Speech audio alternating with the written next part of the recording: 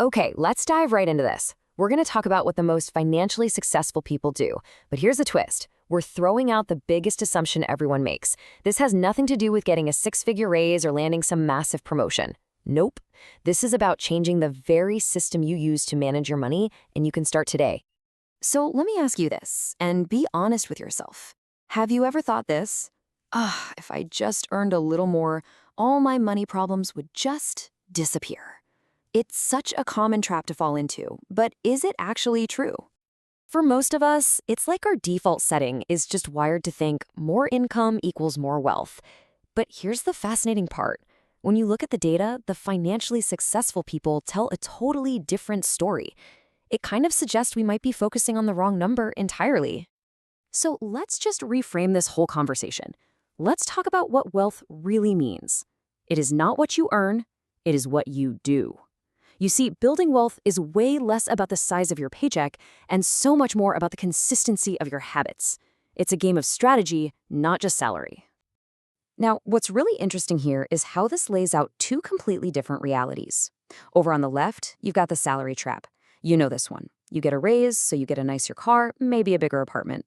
Your expenses just magically rise to meet your new income, and you feel just as stuck as you did before. But on the right, you have the wealth habit.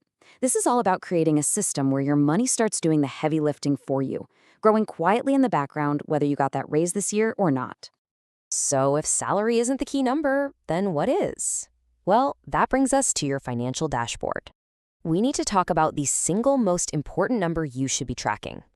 And that number is your net worth. And you know what? It's beautifully simple.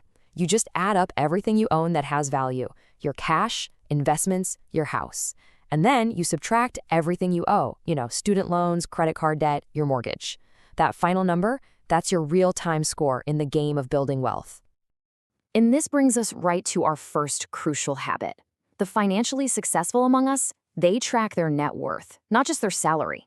So while everyone else is obsessing over their income, they're laser-focused on making that net worth number climb month after month. And why? Because it's the only number that tells them the truth. Are my assets actually growing faster than my debts?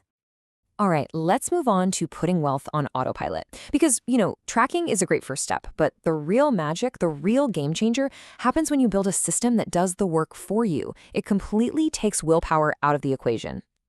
And this system, it's incredibly simple. It's really just two distinct habits rolled into one. Step 1 is habit number 2, pay yourself first. This means before you pay any bills, a percentage of your income automatically gets moved to your investment accounts. You don't even see it. Then, step 2 is habit number 3, automate your investments. That money doesn't just sit there doing nothing, it's automatically put to work. This simple two-step process makes sure you are consistently buying things that grow your wealth. So we have our first 3 habits down. Now let's talk about the mindset shift. Because these actions, tracking net worth, automating everything, they don't just happen in a vacuum. They are all powered by a fundamental shift in how you think about money. And that gives us our final 4 habits. Man, this quote just cuts right to the heart of it all. An asset is something that puts money in your pocket, like a stock that pays you.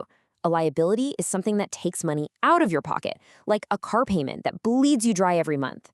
So the real question becomes, are you using your money to buy things that make you more money or just things that cost you more money?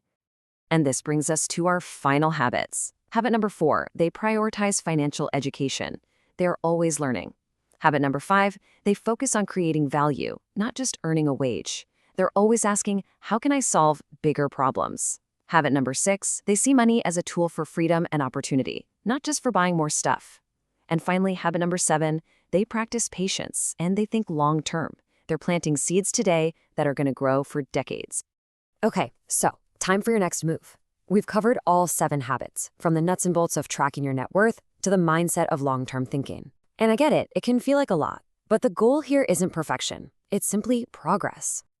Seriously, do not try to change everything all at once. That is a recipe for burnout.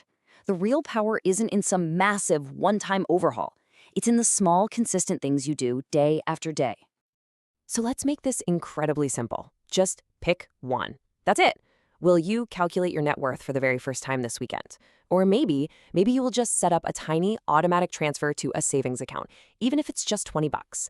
The size of the action really doesn't matter as much as the act of starting itself.